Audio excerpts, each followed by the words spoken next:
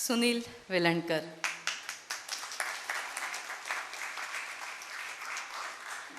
मी सरांबद्दल थोडक्यात माहिती सांगते. सुनील सर गेले 40 वर्ष सामाजिक क्षेत्रात कार्यरत आहेत.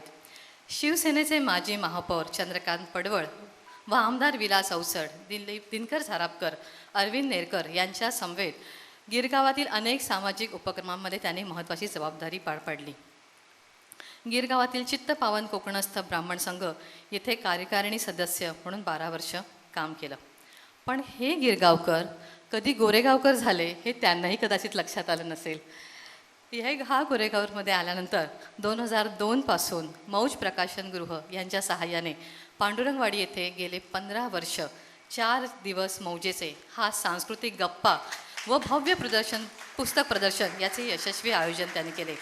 या कार्यक्रमात खूप मोठ्या व्यक्ती आल्या. त्यातली काहींची मी नावं इथे घेते. पद्मभूषण आणि पद्मश्री आणि अशी प्रसिद्ध व्यक्ती गोरेगावात आणल्या.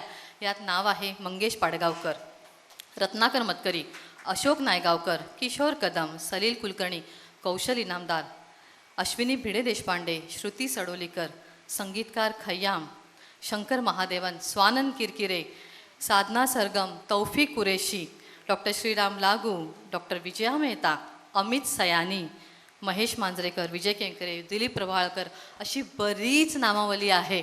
एकापेक्षा एक सरस व्यक्ती आमच्या गोरेगावात इथे आणल्याबद्दल तुमचे खूप खूप आभार. 2006 पासून प्रबोधन गोरेगाव संस्थेबाबत कार्यकारिणी सदस्य म्हणून काम करण्यात त्यांनी सुरुवात केली.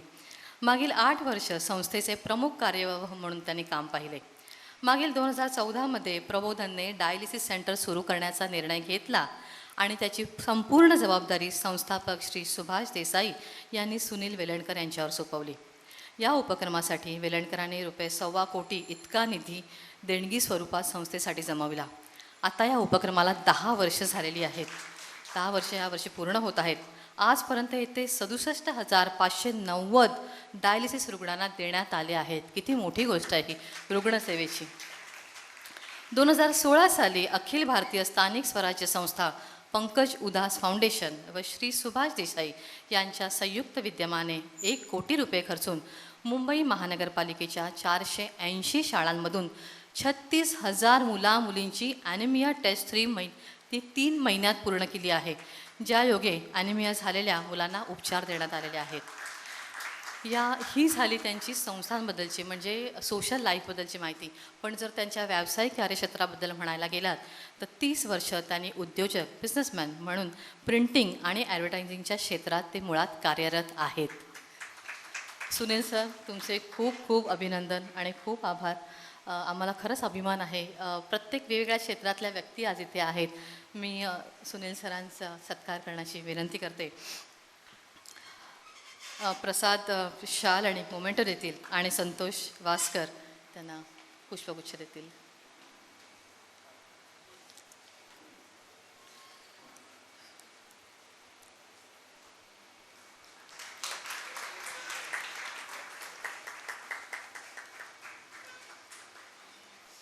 गिरगाव ते गोरेगाव हा प्रवास खूप मोठा राहिला आहे आणि अगदी स्वतःच्या क्षेत्रात काम अगदी म्हणजे काही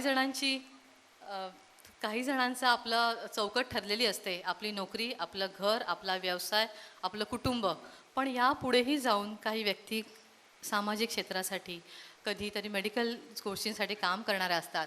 त्यात सुनील यांचं नाव प्रामुख्याने घ्यावं लागेल. धन्यवाद सुनील सर. आणि मी तुम्हाला विनंती करते, तुम्ही अगदी 2 मिनिटात तुमचं मनोगत व्यक्त करा. नमस्कार. उत्कर्ष गोरेगाव संस्था, मुंबई मराठी ग्रंथसंग्रहालय या दोन्ही संस्थांचे आभार. आदरणीय व्यासपीठ आणि तुम्ही सर्व जमलेले गोरेगावकर. ज्या दिवशी सन्मान गावकरांचा फोन आला तर मला वाटलं काही काम असेल म्हणून त्यांचा फोन आला असेल. पण जेव्हा त्यांनी सांगितलं की तुमचा सत्कार करायचा आहे तर मला थोडं ऑकवर्ड वाटलं त्यावेळेला. कारण नेहमी आत्तापर्यंत इथे आल्यानंतर 4 दिवस मौजेचे असतील किंवा प्रबोधन गोरेगाव असेल तर त्यावेळेला स्टेजच्या मागे किंवा शेवट इथे 2च ठिकाणी राहायची सवय आहे. आज पहिल्यांदा स्टेजवर बसलो आहे त्यामुळे ते जरा अवघड होतं. माझ्या सामाजिक कार्याला सुरुवात गिरगावातनं झाली. अर्थात आत्ता जे सांगितलं ते सगळं शिवसेनेच्या शाखा असेल, चित्तवान ब्राह्मण संघ असेल, आमची गोरेगावकर लेन असेल, तिकडनं सुरुवात केली. मग इथे गोरेगावात आल्यानंतर ठरवलं होतं की आता फार काही करायचं नाही, पण ते काय स्वस्त बसू देत नव्हतं. मौज प्रकाशनगृह ही संस्था आणि माझे अगदी घरोब्याचे संबंध, सगळे भागवत बंधू. आणि मग इथे आल्यानंतर ठरवलं की इथे इतकी मराठी माणसं आहेत 100%, आणि ते कार्यक्रम का होत नाहीत. म्हणून भागवतांकडे कल्पना मांडली आणि मुकुंद भागवत या इथेच राहतात जयप्रकाश नगरमध्ये, त्यांनी पण ती उचलून धरली आणि आम्ही ठरवलं की इथे कार्यक्रम करायचा. आणि मी 2002 साली आलो आणि लगेचच आम्ही कार्यक्रम सुरू केले. त्यावेळेला मला गोरेगावात आल्यानंतर पहिल्यांदा मदत जर कोणी केली असेल इथले म्हणजे स्थानिक, तर बाळ वझे होते, आता ते नाही आहेत, महेंद्र म्हात्रे आणि शेखर खांडेकर. तर त्यांना बरोबर घेऊन मी कार्यक्रमाला सुरुवात केली. पहिल्याच वर्षी आम्ही जो कार्यक्रम केला होता त्यात शेवटच्या दिवशी अमीन सयानी आले होते. 27 वर्षांनंतर पहिल्यांदा त्यांनी मुलाखत दिली जाहीरपणे, तर ते कुठच्याही कार्यक्रमाला जात नव्हते. आणि त्या क्रमाला सुभाष देसाई साहेब आले होते, कुठेतरी मागे बसले होते. नंतर मग त्यांना पुढे आणून त्यांची ओळख करून दिली आणि ते त्यांच्या गप्पा झाल्या. आणि तेव्हापासून त्यांचा आणि माझा संपर्क वाढला. आणि त्यांनी 2-3दा सांगितलं होतं की तुम्ही आमच्या संस्थेत या, आपण काम करू काही असेल तर. पण मला वेळ देता येईल की नाही माहीत नव्हतं, म्हणून मी त्यांना नम्रपणे नाही सांगितलं होतं. पण असाच 2006-07 साली त्यांचा फोन आला की कुठे आहेस? म्हटलं ऑफिसमध्ये आहे. तर प्रबोधनचा कार्यकर्ता फॉर्म घेऊन येतो आहे, तू आजपासून प्रबोधनमध्ये येतो आहेस. आणि त्या दिवसापासून मी आता प्रबोधनमध्ये कार्यरत आहे. आमचे अध्यक्ष नितीन शिंदे इथे आलेले आहेत, सगळे वयाने ज्येष्ठ श्रेष्ठ आहेत, पण आम्ही एकत्र टीम म्हणून काम करतो. आज हा सत्कार आहे, हा गोरेगावात आल्यानंतर जो सत्कार होतो, मला असं वाटतं हा प्रबोधनचा सत्कार आहे. कारण प्रबोधनमुळे मला ही संधी मिळाली की अनेक विविध क्षेत्रात काम करायची. कारण मग तो रामदास स्वामींचा चतुर्जन्मशताब्दी उत्सव असेल, सावरकर उत्सव असेल, पुलं उत्सव असेल, या अनेक ह्याच्यामध्ये खूप हिरिरीने अनेक जबाबदाऱ्या मी पार पाडल्या. आणि आता तर हे सगळं चालू आहे. डायलिसिस सेंटर हे थॉट सुभाष देसाईंचा होता. कारण एक दिवस असंच आम्ही भेटलो तेव्हा ते म्हणाले की आपल्याला एखादा इथे आरोग्य क्षेत्रासाठी असलेला प्लॉट मिळू शकेल असं वाटतं आहे, पण त्याची जबाबदारी कोणीतरी घ्यावं असं वाटतं आहे मला. तर ती तू घ्यावीच अशी माझी इच्छा आहे. तर मी त्यांना सांगितलं लगेच, ठीक आहे मी घ्यायला तयार आहे. मग म्हणाले आपण आता पुढचं काम करूया. कारण त्यांच्या असं लक्षात आलं की 2014 साली अंधेरीपासून बोरिवलीपर्यंत ईस्ट भागामध्ये एकही चॅरिटेबल डायलिसिस सेंटर नव्हतं. तर म्हणाले माझ्याकडे नेहमी रुग्ण येतात, नातेवाईक येतात आणि मी आपल्या चिठ्ठ्या लिहून देतो, तर हे काही योग्य वाटत नाही, आपण काहीतरी करायला पाहिजे.